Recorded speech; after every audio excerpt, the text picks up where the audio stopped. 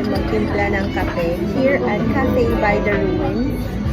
Ito daw ang ating mga ingredients, of course, the brewed coffee, the balikutsa for the sugar, and milk.